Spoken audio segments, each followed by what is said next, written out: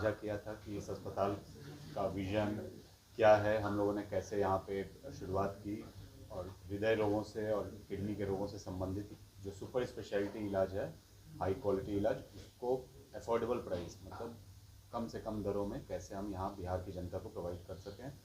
और लगभग पिछले 1.5 साल में हम लोगों ने 3,500 से ज़्यादा प्रोसीजर्स किए हैं, बहुत जटिल मरीजों की जान बचाई है।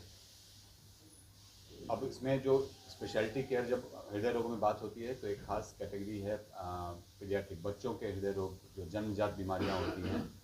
तो उसके लिए हमारे गुरु डॉक्टर राधाकृष्णन सर, जो अभी प्रेजेंटली अमृता इंस्टीट्यूट फरीदाबाद में हैं, उनका ब्लेसिंग रहा कि वो हमारे साथ एसोसिएट हुए हैं और पिछले लगभग 1 साल से यहाँ पे रेगुलर बच्चों पैदाइशी जो हृदय रोग बीमारियाँ होती हैं उसके लिए पीडियाट्रिक कार्डियोलॉजी ओपीडी चल रही है। उसमें तकरीबन 200 से 300 बच्चों का हम लोगों ने जांच किया है, कुछ इलाज भी हुए हैं। इसमें जन्म से जो छेद होते हैं उसको बिना चीर फाड़ के बंद करने की सुविधा हमारे अस्पताल में उपस्थित है।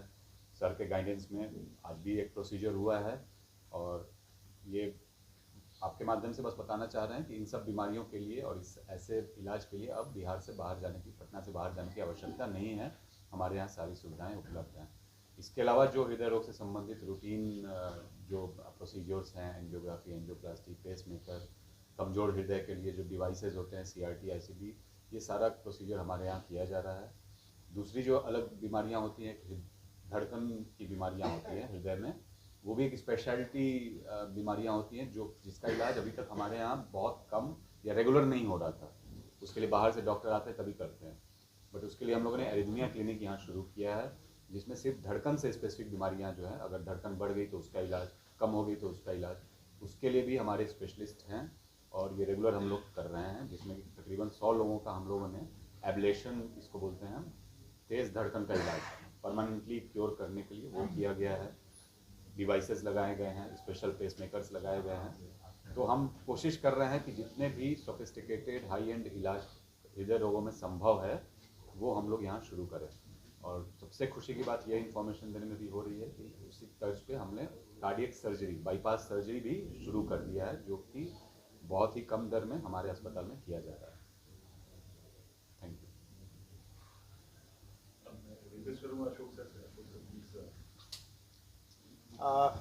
नमस्कार सभी का।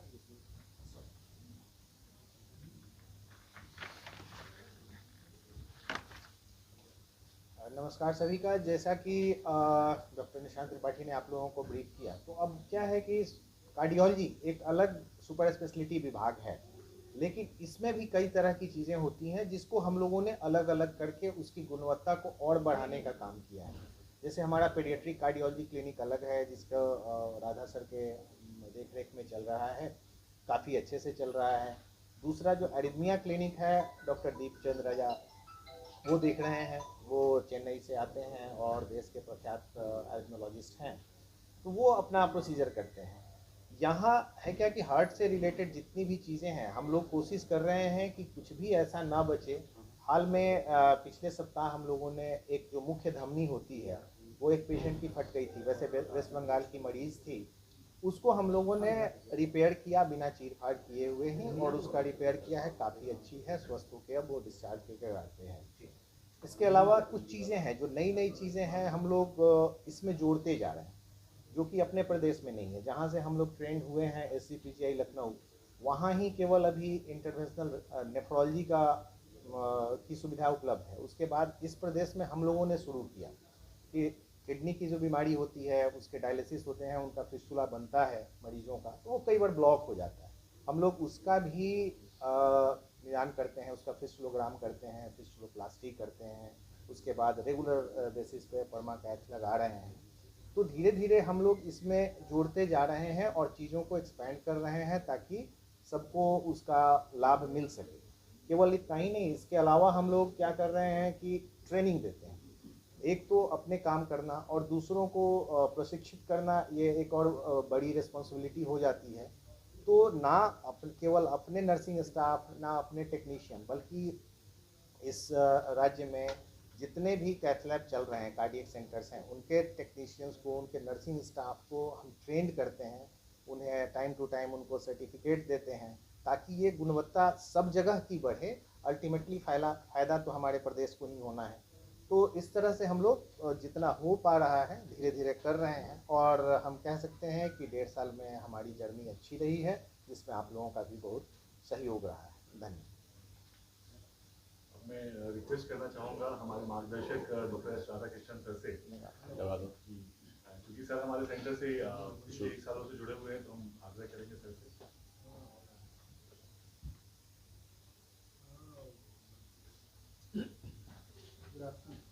वैसे मैं बाहर से हूँ नहीं, मैं पैदा बिहार में ही हुआ हूँ, और पिछले 30 साल से मैं यहाँ पे आ रहा हूँ, जब से मैंने अपनी कार्डियोलॉजी ट्रेनिंग कंप्लीट की।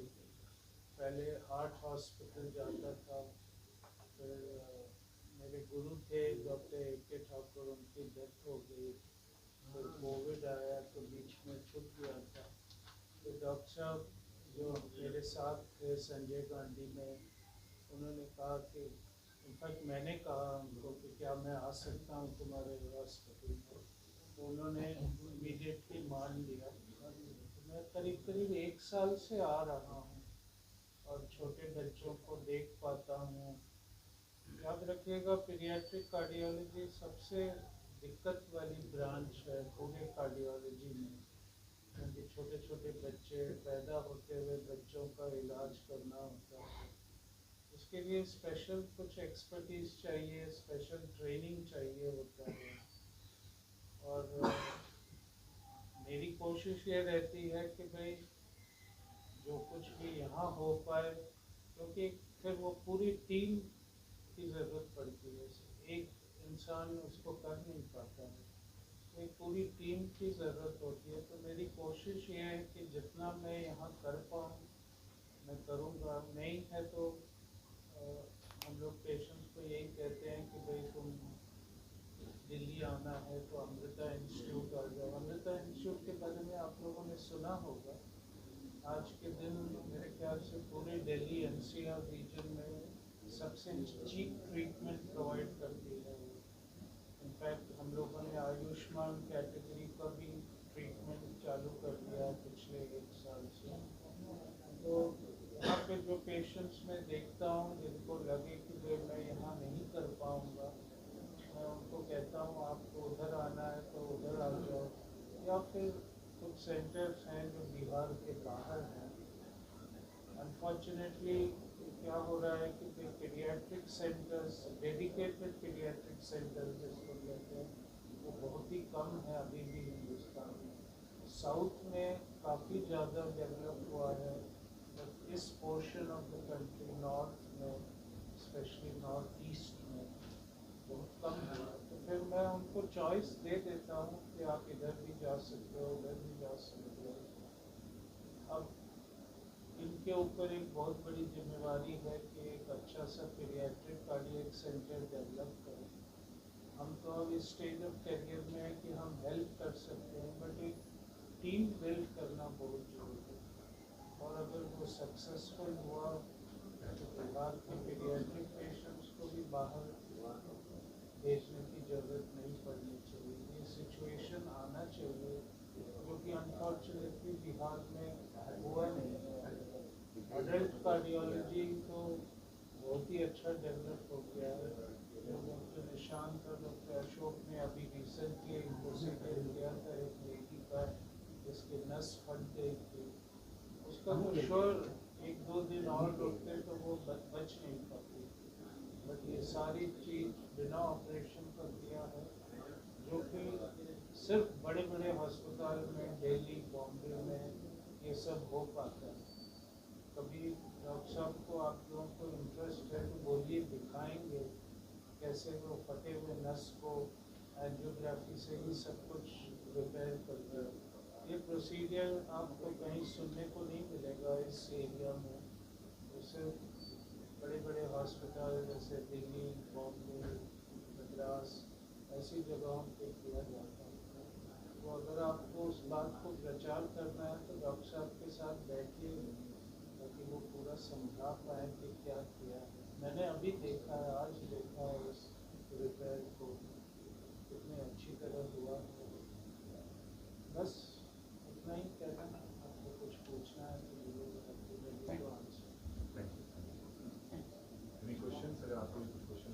सर सवाल है, आपने इतने मरीजों को, किडनी और हार्ट अटैक के मरीजों को ठीक किया है, अगर सरल भाषा में जाने तो ये हार्ट अटैक और किडनी संबंधित रोगों से बचने का क्या तरीका है, कैसे बचा सकता है कि कम से कम मरीजों में इस तरह की बीमारियां हैं? ये तो सबसे कोर इशू है जिसके बारे में हमेशा हम लोग चर्चा करते हैं। इसके बारे में कई बार हम लोग अवेयरनेस प्रोग्राम भी करते हैं।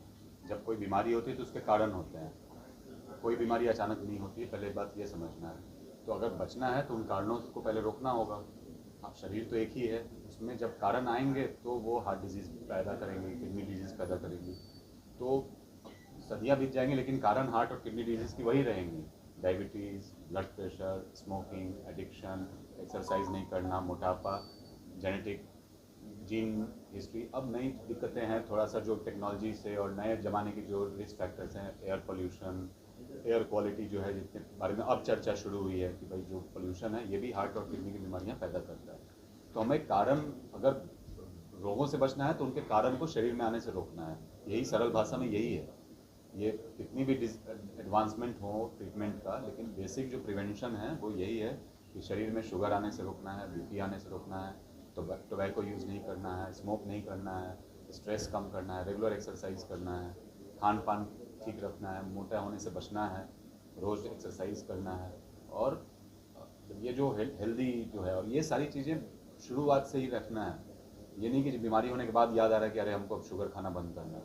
ये जब तक हम लोग एक स्कूली लेवल पे ही यंग लोगों से, अब आजकल देखो यंग लोग भी मोटे होते जा रहे हैं, कोई एक्सरसाइज नहीं कर रहा, ये बहुत अर्ली एज से शुरू करना है। इसके लिए एक मुहिम चलानी है जिसमें सबको साथ देना है, तभी बचाव हो पाएगा।